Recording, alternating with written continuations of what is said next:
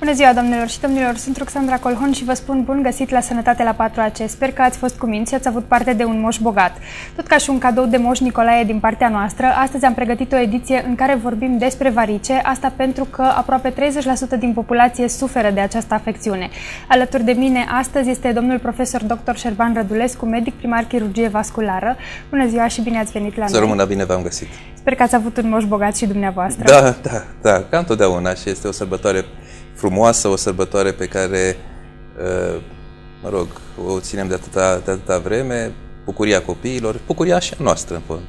În fond, cu toți avem suflete de copil. Exact. Vorbeam cu colegii mei zilele trecute, oare moșul de la atâta umblat nu face varice? Nu, moșul chiar nu face varice de la atâta umblat, este chiar indicat. Chiar mișcarea, exercițiul fizic, alergatul, înnotul, mersul pe bicicletă sunt exerciții fizice care împiedică formarea varicelor membrilor inferioare. Deci sunt absolut indicate aceste exerciții, acest tip de exerciții fizice. Spre deosebire de alt tip de exerciții fizice, cum sunt acestea care presupun forță, cum sunt halterele și alte sporturi de acestea în care forța este pe primul plan și în care dezvoltarea varicelor se poate face cu mai multă ușurință, adică este un factor favorizant pentru dezvoltarea varicelor. Deci moșul sigur nu are varice, mai ales că de atâția ani umblă și colindă țara și lumea, așa încât varice cu siguranță nu are. Am înțeles.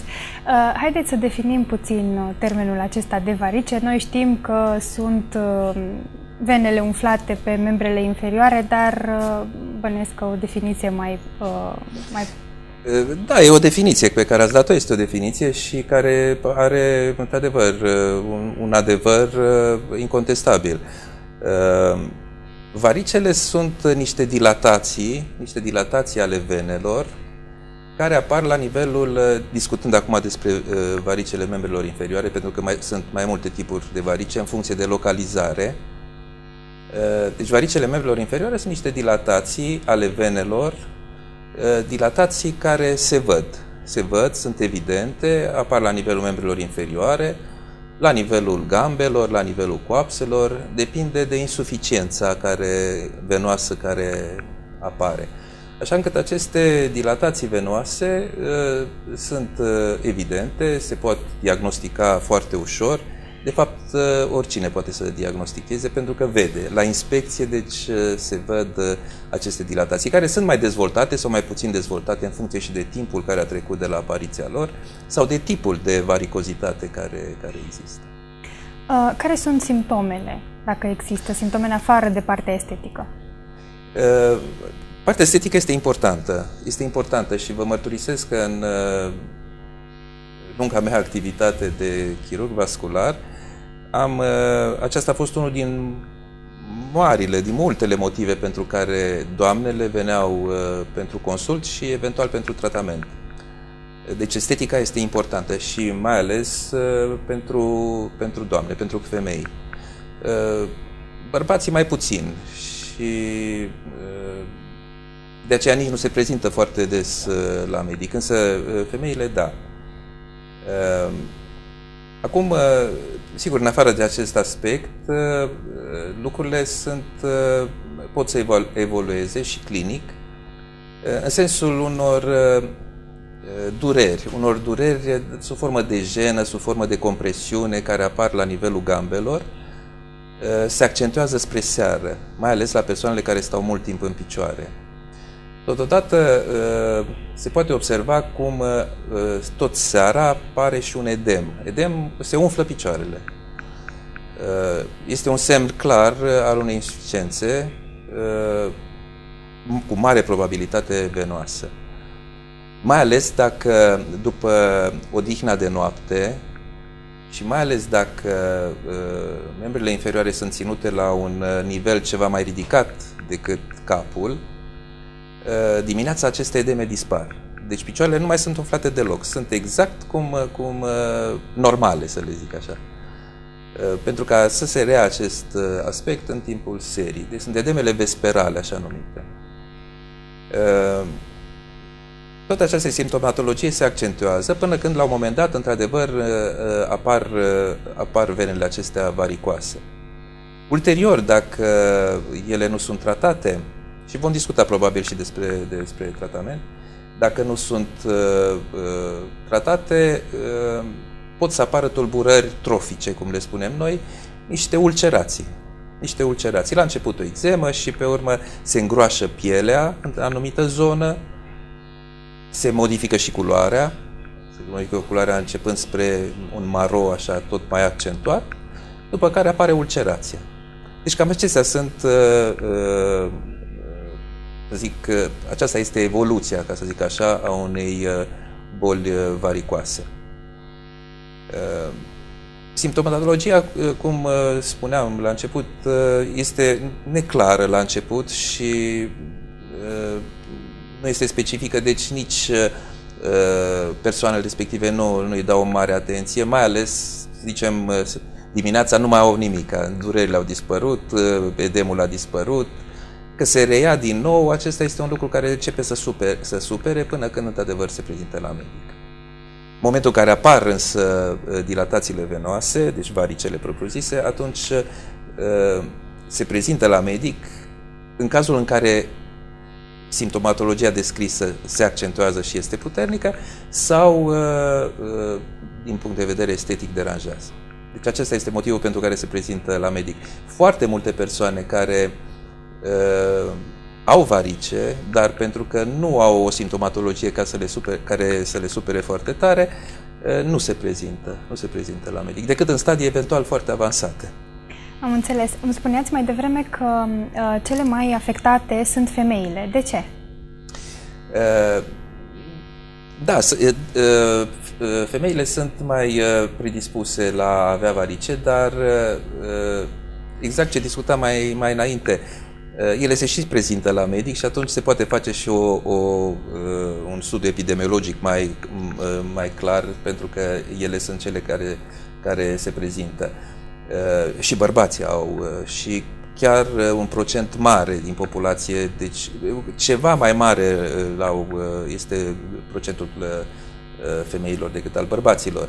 Aici intervine și problema hormonală și acest lucru poate să deregleze, curgerea sângelui și așa mai departe, dar acesta ar fi un motiv, însă, repet, nu este o diferență atât de pregnantă, există, dar nu este o diferență foarte mare între aceste două sexe. Am înțeles. Și există o vârstă de la care am putea să ne gândim că am putea să ne confruntăm cu această afecțiune? Bine, da, sigur, de la vârsta adultă, deci să zicem după 16, 17, 18 ani, deja încep să apară, să se contureze un tablou al unei insuficiențe venoase, dacă se conturează, evident. Dar ar putea să apară și la o vârstă mai fragedă la copii, dar în momentul acela mai probabil discutăm despre malformații vasculare venoase, ceea ce nu este subiectul discuției noastre de astăzi, poate altă dată. Însă varicele propriu-zise, într-adevăr, apar la o vârstă începând cu vârsta adultă. Încolo nu are nu e nicio barieră, să zic, de vârstă la care pot să apară varicele. Sigur, acum sunt persoane care sunt predispuse la a avea varice. Odată ereditar, pentru că sunt familii întregi, tata, mama sau așa mai departe, pe toată linia există persoane cu varice sau posibilitatea de a prezenta varice. Deci există factorul ereditar, cert. Pe urmă sunt persoane care stau foarte mult în picioare. Stau în ortostatism, cum spunem noi. Și aici aș vrea să explic puțin, dacă îmi permiteți. Da, vă rog, sigur. Circulația venoasă este diferită de circulația arterială. Sunt două tipuri de circulație, pentru că sunt și două tipuri de sisteme circulatorii. Bine, și al treilea, sistemul limfatic, dar discutăm acum despre acestea două. Deci sistemul arterial duce sângele de la inimă către periferie. pompat bine de inimă. Sângele venos este cel care duce sângele de la periferie către inimă. Situația normală a omului este bipedă, este în ortostatism. Deci circulația de reîntoarcere de la periferie către inimă se face antigravitațional. Deci ar trebui să se facă mult mai greu și se face mai greu, pentru că circulația arterială, sângele arterial curge cu forță, pentru că este împins de inimă, pe când circulația venoasă este mult mai înceată. Cum se face această circulație antigravitațională? Prin niște valve, așa numite, sunt niște elemente anatomice în interiorul venelor, ca niște cuiburi de rândunică, în care sângele urcă către inimă. În plus de aceasta, și foarte importantă, este pompa musculară. De aceea ziceam că Moș Nicolae nu poate să facă, pentru că el umblând, mușchii se contractă și mușchii împing prin contractura lor, împing sângele venos în sus. E simplu. Deci acestea sunt acesta este modul prin care sângele venos, câteva lucruri importante prin care sângele venos poate să urce către inimă. Deci în acest fel se face circulația venoasă. Acum, încă un lucru pe care aș vrea să-l spun, poate că este important. Există două sisteme venoase. Un sistem venos superficial, deci venele superficiale, și un sistem venos profund. Sistemul venos superficial este cel pe care se dezvoltă varicele. Ăla se și vede. Sistemul venos profund nu se vede, este în profunzime și prin el circulă sângele, la fel sânge venos, cu o forță mai mare. Între aceste două sisteme există un sistem de vase comunicante, în care sângele din sistemul superficial este împins în sistemul profund și sistemul profund îl duce mai departe către inimă. Deci sistemul profund este cel care duce sângele venos către inimă. În momentul în care, din diferite motive, poate le apucăm să le și discutăm câteva, sângele venos nu mai are această direcție, adică din superficial către profund, ci începe să vină și din profund către superficial, încep să se apară o dilatare a venelor, treptată, și sângele acesta începe să stagneze, pentru că el nu mai are cum să fie împins înapoi, fiziologic, normal. Și așa apar varicele. Aceasta este o cauză. De ce se întâmplă acest lucru? Pentru că între aceste două sisteme, superficial și profund, există iarăși niște valve, un fel de supapă, în așa fel încât sângele nu poate să circule decât dinspre superficial către profund. În momentul în care aceste valve devin insuficiente și ele nu mai pot să-și efectueze, funcția lor, sângele refluează. Asta înseamnă că valvele acelea devin nefuncționale. Exact, devin ineficiente, nefuncționale și în felul acesta apar varicele. Varicele apar și printr-o dilatare, de fapt dilatarea venoasă reprezintă varicele, datorită unor modificări în peretele vasului. O degenerescență la nivelul acesta, vasul nu mai are forța și, pentru că, toată structura lui anatomică se modifică și sângele stagnează. Și apar acele șerpuiri, să le zic așa, venoase, evidente, uneori disgrațioase, alteori nu le dă importanță omul respectiv, mai ales bărbații. Dar la femei este altceva. Am înțeles. Mai discutăm despre cauze, însă după o scurtă pauză de publicitate, luăm o scurtă pauză și revenim.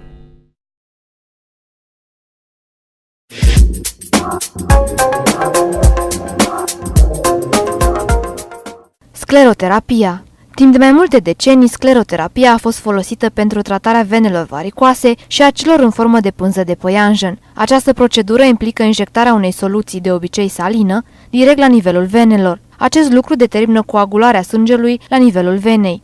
Ulterior se va forma țesut cicatricial la nivelul venelor, determinând sclerozarea acestora. Scleroterapia este considerată o procedură sigură și eficientă. Până la 80% dintre venele injectate pot fi eliminate prin scleroterapie. În cazul venelor subțiri, terapia laser este una eficientă. Efectele adverse frecvente sunt senzația de mâncărime, ce poate persista 1 până la 2 ore după procedură. Poate apărea reacție inflamatorie la nivelul locului de injecție. Aceasta trebuie să dispară în câteva zile. Unele persoane pot face o reacție alergică la agentul sclerozant folosit, dar aceasta este una ușoară. Pacienții alergici trebuie să comunice medicului specialist existența unor alergii în antecedente. După tratament, pacientul nu necesită spitalizare, el își poate relua activitatea obișnuită.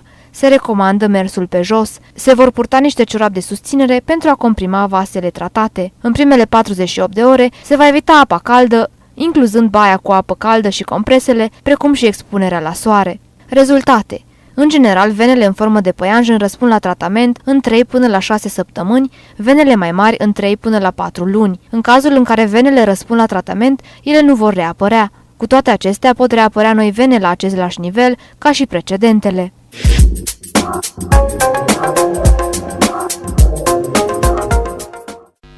Am revenit în platou și vorbeam despre cauzele apariției varicelor.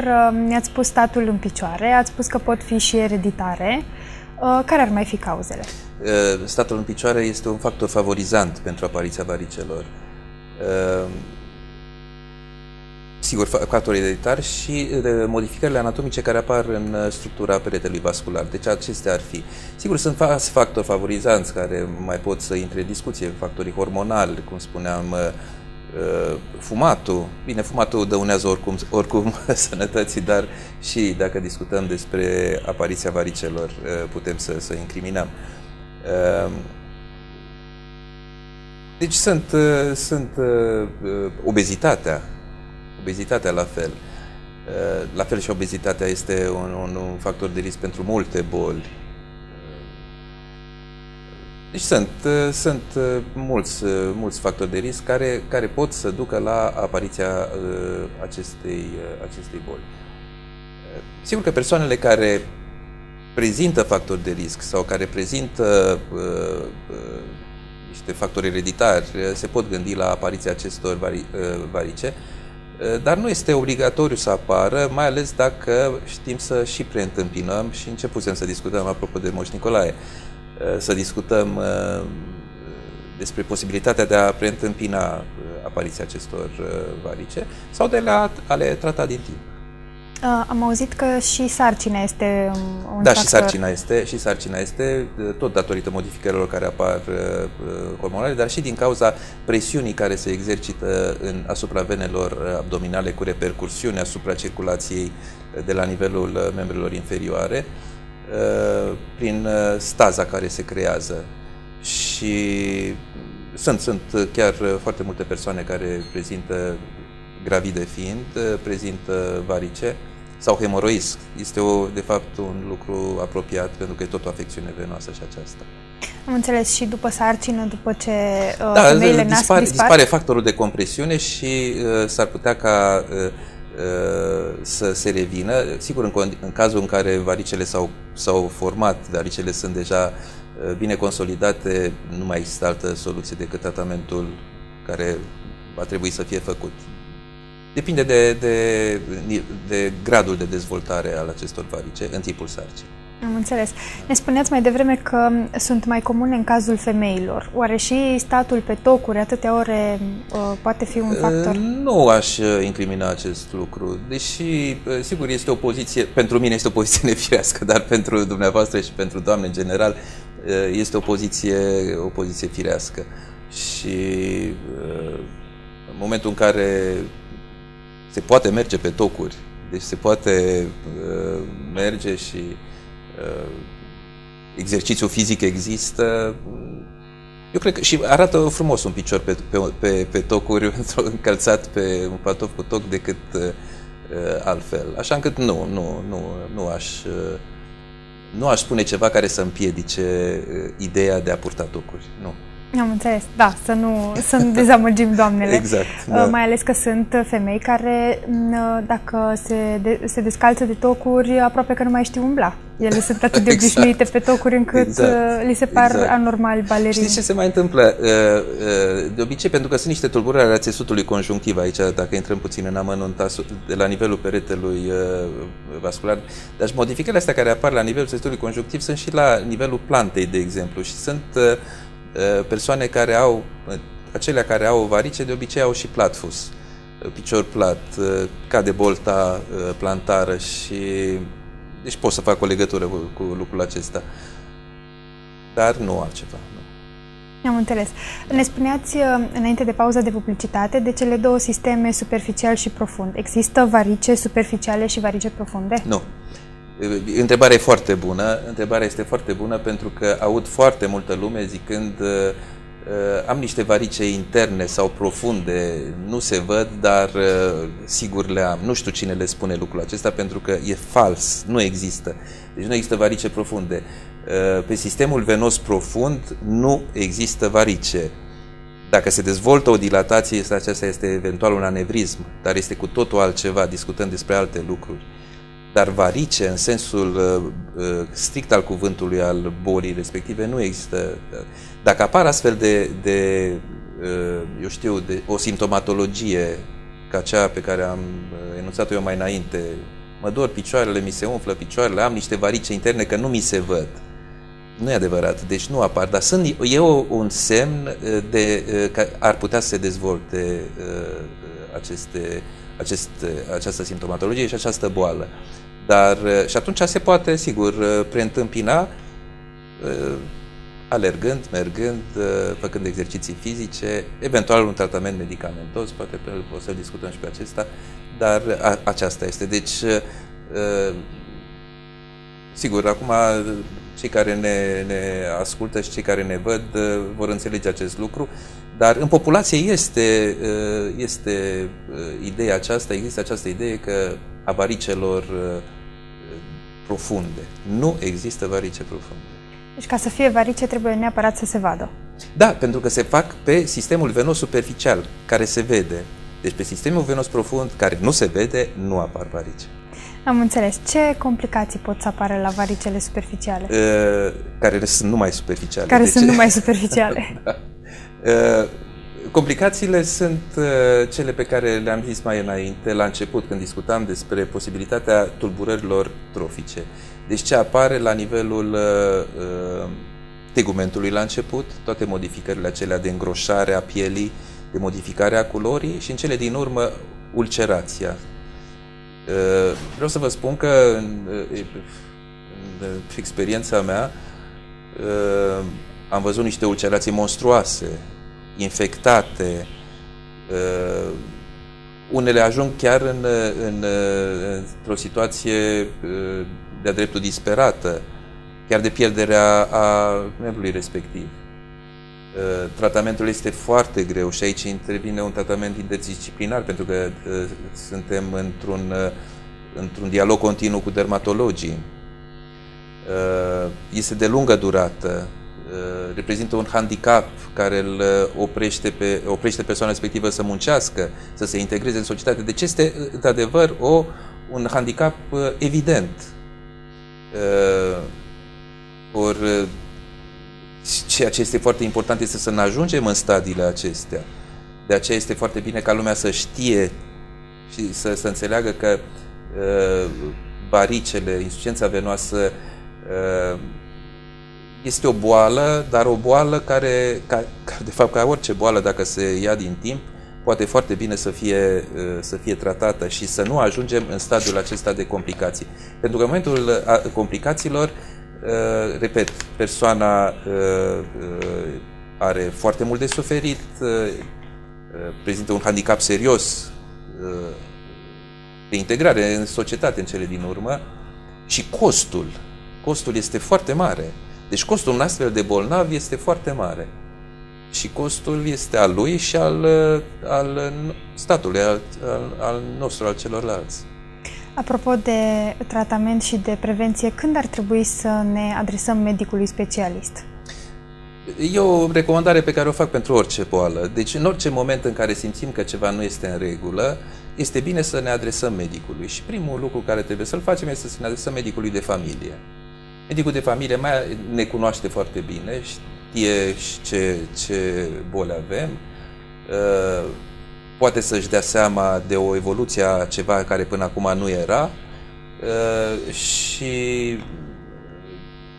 în cazul varicelor, cum spuneam, în momentul în care apar acea greutate în picior greu, că și aceasta este o expresie pe care am auzit-o destul de frecvent și nu-i departe de adevăr. Sau edemul acela, umflarea aceea a piciorului seara, sau crampele care apar în gambă, crampele nocturne, parestezii, furnicăturile care pot să apară. Acestea sunt niște semne premonitorii care ar fi bine să determine persoana respectivă să se adreseze medicului de familie. De aici el poate foarte bine să vadă dacă este cazul sau nu, să o trimită mai departe, dacă poate să... Sigur, se recomandă, eu recomand acest lucru, mai ales că există această posibilitate de a se efectua un ecodoppler, care este o investigație neinvazivă, care însă trebuie făcută de o persoană pricepută, adică de un doctor priceput. Și sigur că de această persoană este și văzut. Deci doar persoane pricepute fac ecodopplerul. Pentru acesta poate să vizualizeze foarte bine atât sistemul venos superficial cât și cel profund. E foarte important să se vadă și sistemul venos profund, pentru că varicele pot să apară, de exemplu, și în cazul în care sistemul venos profund este astupat, este obliterat de cheaguri, din diferite motive, nu le discutăm acum. Și apare tromboflebita. Aceasta este tromboflebita profundă. Ca o evoluție în tromboflebita profundă apare sindromul posttrombotic. Deci după această tromboză apare sindromul posttrombotic în care se recanalizează sistemul venos profund, dar acesta devine insuficient pentru a aduce tot sângele necesar de întoarcere către inimă și atunci se dezvoltă un sistem venos superficial, poate chiar varicos, care să înlocuiască oarecum funcția sistemului venos profund. Și în cazul acesta, sigur că o extirpare, deci un tratament chirurgical cu extirparea acestor varice ar fi o nenorocire pentru bolnav. Dar acestea sunt lucruri pe care noi le cunoaștem și știm cum să acționăm și totul am pornit de la ecodoppler, pentru că ecodopplerul poate să-mi arate situația sistemului venos profund și sistemului venos superficial. Ei, și mai departe, sigur, eu acum vreau să vă spun, noi în secția de chirurgie vasculară a Spitalului Clinic Județean Cluj, unde eu lucrez, sunt șeful secției, ne ocupăm foarte intens de fapt, una din marile noastre preocupări sunt varicele și cum am văzut că foarte mult, bine, sigur, noi primim pacienții care vin la noi și care sunt trimiși de medicul de familie, dar acum vă spun în premieră un lucru, am dorit să facem un call center, un fel de call center în care oamenii să poată să se adreseze direct nouă sau prin intermediul medicilor de familie pentru consultații. Dar voi anunța, sper să încep la începutul anului viitor să demarăm acest call center și atunci cred că va fi un lucru important atât pentru patologia venoasă cât și pentru patologia arterială. Este foarte bine ca populația să cunoască aceste lucruri și obligația noastră a medicilor este de a le da sfaturi, de a-i consulta și de a-i trata. Deci legătura aceasta trebuie să existe și trebuie să fie o legătură firească și directă. Asta a fost și ideea care mi-a venit apropo de call center. Asta înseamnă că orice om care are o întrebare cu privire la varice vă poate contacta telefonic? Da, ne poate contacta telefonic și poate să vină programat fiind, bineînțeles, la consultații. Persoanele care vor răspunde la telefon vor fi medici sau va fi așa? Persoana care va răspunde la telefon va fi asistenta șefă care va programa bolnavul la medicii care lucrăm în clinică, în funcție de zilele în care avem consultații. Pentru că fiecare din noi are câte o zi de consultații. Bine, eu am, probabil zilnic voi avea, dar și ceilalți colegi ai mei, câte o zi de consultații și atunci, în funcție de numărul de consultații pe care le vom avea zilnic, vom programa bolnavii care să poată să vină să se adreseze nouă. Cred că este o idee bună și sper să dea rezultate tot în folosul oamenilor, pentru că, repet, varicele, dar și bolile arteriale sunt boli care se pot trata dacă sunt din timp văzute și cred că acesta este, de fapt, scopul și al nostru și cred că este în beneficiu oamenilor. Da, cred că această idee de call center va fi... Dacă îmi permiteți, atunci, în momentul în care voi demara acest lucru, vă voi anunța și poate că vom mai discuta și despre Sigur că da. Lucru. Mulțumesc. Sigur că da. Discutăm despre prevenție și neapărat despre tratament, însă după o scurtă pauză de publicitate, luăm o scurtă pauză de publicitate, vedem și explicația unui E și revenim aici cu domnul doctor.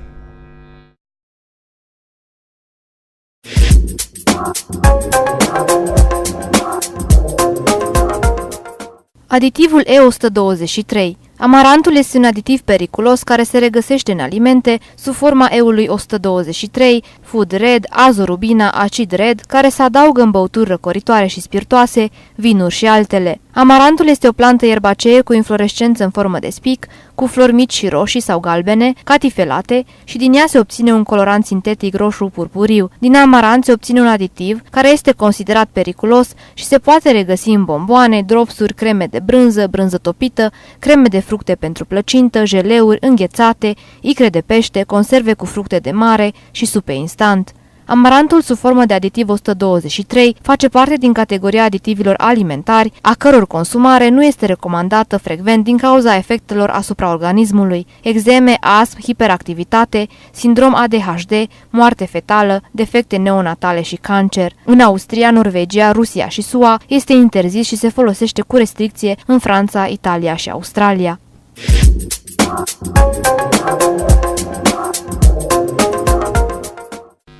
Am revenit în platou.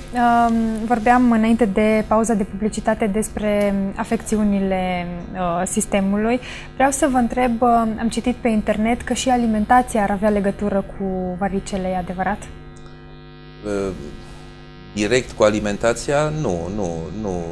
Sigur, o alimentație care duce la obezitate este contraindicată, dar ca alimentație specifică, dăunătoare sau favorizantă pentru apariția varicilor, nu. Adică nu sunt alimente ce ne-ar fi interzise? Nu, e bine să mâncăm, e un principiu pe care eu îl respect, adică să mâncăm ce ne cade bine, dar cu măsură. Deci, și atunci lucrurile sunt... Pentru că nu poți să te îngrași, nu poți să devii obez dacă nu mănânci. Pentru că am întâlnit multe persoane care îmi spuneau că n-au mâncat, nu mănâncă, eu nu știu de unde se îngrașă. N-are de unde, chiar din aer e imposibil. Am înțeles. Da. Și în cazul persoanelor obeze, întâi ajungem la o greutate normală și apoi tratăm varicele sau invers? Asta ar fi foarte bine dacă s-ar întâmpla așa. Ar fi mai bine. Ar fi mai bine pentru că o intervenție chirurgicală pe un membru inferior obez este grea pentru chirurg. Dar ar fi mai bine pentru bolnav, ar fi mai bine să slăbească întâi, să slăbească, asta este esențial. Esențial și pe urmă, sigur, tratamentul trebuie făcut. În cazul, sigur, în care este necesară intervenția chirurgicală, să spun, ca și metodă de tratament, nu mai așteptăm să slăbească 50 de kg cât ar trebui să slăbească, pentru că e un timp destul de lung până se întâmplă acest lucru și se poate agrava situația locală. Dar e bine ca obezitatea nu este bună, deci nici ca aspect și nici ca pentru sănătatea propriu-zisă. Așa este, mai ales că știți, atunci când își propun oamenii să slăbească foarte mult, apelează la tot felul de diete care au efecte yo-yo și situația ar putea fi... Nu, și asta este un subiect pe care cred că e foarte interesant să-l discutați și apropo de slăbit și de metodele de slăbit, pentru că există metode de slăbit, metode corecte, metode bune. după cum sunt și alte metode. Sigur, fiecare ar dori, dacă are 150 de kg, poate se simte bine așa, dar nu cred. Dar să aibă de la 150 să ajungă la 70. Însă lucrul ăsta nu se poate întâmpla în 3 zile. Normal, poate nici în 3 luni. Durează ani. Și mai mult, exact. Dar totul trebuie făcut cu măsură. Deci și în viață, eu îmi permit acum să mai dau și sfaturi dacă mi se acceptă, și în viață totul trebuie făcut cu măsură. Și dacă faci cu măsură, poți să te bucuri de viață. Așa e. Da. Vreau să vorbim neapărat de metodele de prevenție pentru varice. Da, metodele de prevenție, desigur, nu trebuie să avem în minte ideea că să fim subjugați de ideea că putem avea varice. Sigur că există această posibilitate, dar dacă facem sport, cum spun, mișcare în primul rând, mersul. Mersul pe jos. Mersul pe jos este minunat. Știți că se spune mersul pe jos face piciorul frumos. Da? N-am știut, dar este foarte corect. Este foarte corect. Mersul pe jos face piciorul frumos, bravo. Alergatul, înotul este perfect pentru a preîntâmpina varicele sau chiar ca tratament. Repet, exercițiile fizice care presupun forță nu sunt indicate. Statul în picioare îndelungat este iarăși o contraindicație. Acum, din păcate, sunt meserii care presupun statul în picioare mult. De exemplu, noi, chirurgii stau foarte mult în picioare. Dar, mă rog, nu facem varice. Așa este. Nu, glumesc. Acum depinde, dar stai în picioare, dar trebuie pe urmă să faci și mișcare, pentru că nu este bine. De exemplu, ca un tip de mișcare, jocul de gleznă. Jocul de gleznă antrenează mușchii gambieri foarte bine și duc ca o metodă sau un mod de a favoriza circulația de reîntoarcere venoasă. Apropo de jocul de gleznă, vreau să vă întreb despre exerciții, pentru că am auzit că sunt exerciții care se recomandă. Da. Ridicarea picioarelor, alternativ, joc de gleznă. Jocul de gleznă este foarte, foarte bun. Pe urmă, mișcarea alternativă a plantei, deci ridicarea călcâielor.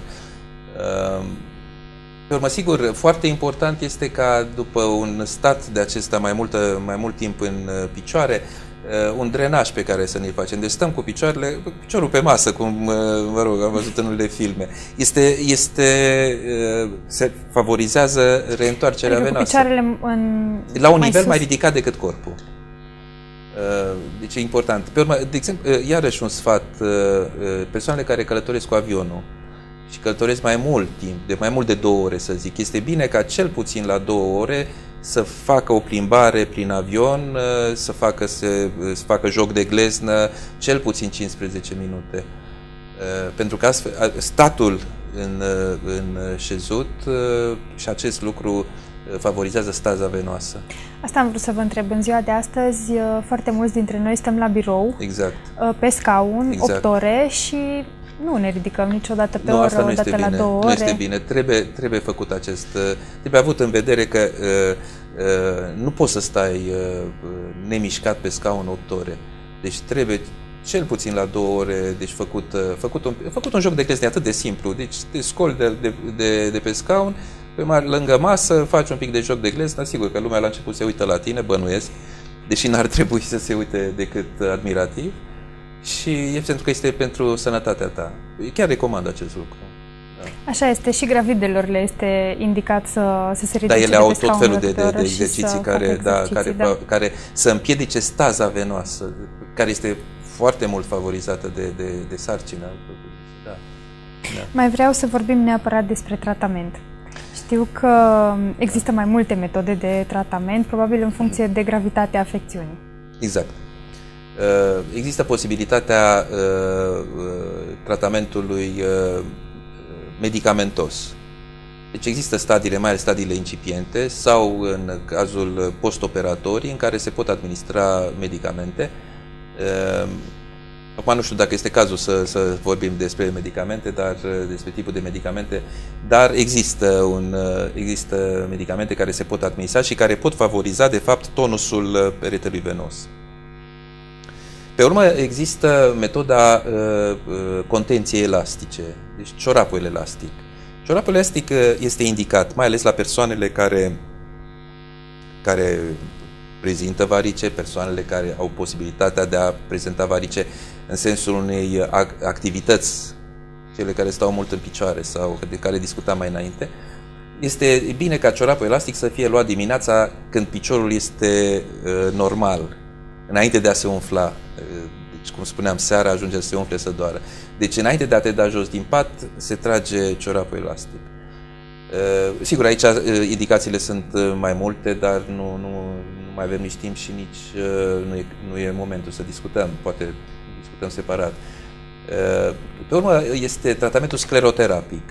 Scleroterapie, adică injectarea unei substanțe în interiorul vasului, un act foarte subțire, această substanță având un rol de a ataca, să zic așa, pereții interiori ai vasului, în acea fel încât poate să ducă la modificări și la fibrozarea în cele din urmă a lumenului vasului și să dispară. Sunt anumite tipuri de varice, cum sunt varicele acestea ca o stea sau ca o rețea care apar și care nu arată foarte frumos pe piciorul unei doamne frumoase. Și acestea se pot trata în felul acesta. Mai sunt și alte, sigur. Există o posibilitate de tratament aceasta a scleroterapiei. Și există tratamentul chirurgical. Tratamentul chirurgical care înseamnă extirparea, deci scoaterea axului venos care este insuficient și a tuturor vaselor acestora varicoase, prin incizie și prin eliminarea lor, chirurgicală. După cum acum există mai nou și posibilitatea unor metode în care este laserul, este radiofrecvența, sunt aburii, care se introduc pe lumenul vasului și se sclerozează în felul acesta tot vasul. Metode pe care noi le folosim în clinică, însă ceea ce este foarte important și poate că asta este cel mai important lucru, indicația tipului de terapie, de tratament al varicelor, trebuie să o facă medicul specialist. Așa este. Mai vreau să vă întreb dacă odată operate dispar definitiv sau Cele care au fost extirpate nu mai apar. Însă există posibilitatea din diferite cauze, care unele țin de bolnav, altele țin de modul în care a fost făcută terapia, în care pot să reapară. Deci sunt așa numitele varice recidivate sau varice restante. Deci există această posibilitate, dar nu este foarte frecventă, dar există și aceasta presupune o nouă terapie pe care o indică, repet, din nou medicul specialist. Înainte să încheiem însă, aș vrea să vă rog să dați un sfat tuturor telespectatorilor, tuturor pacienților dumneavoastră și tuturor celor care ne-au urmărit.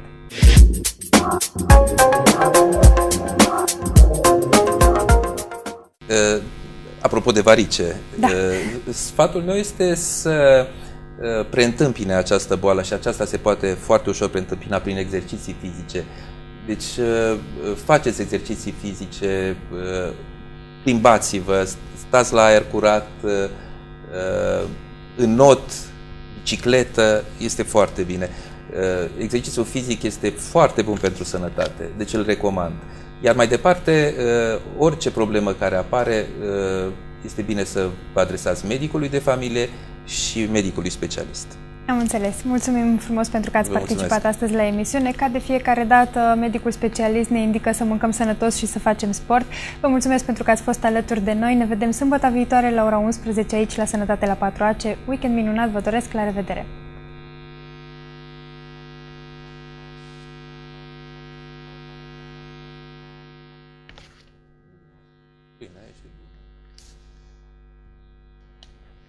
Nu s-a mai auzit nimic acum, așa nu se mai aude ce vorbim.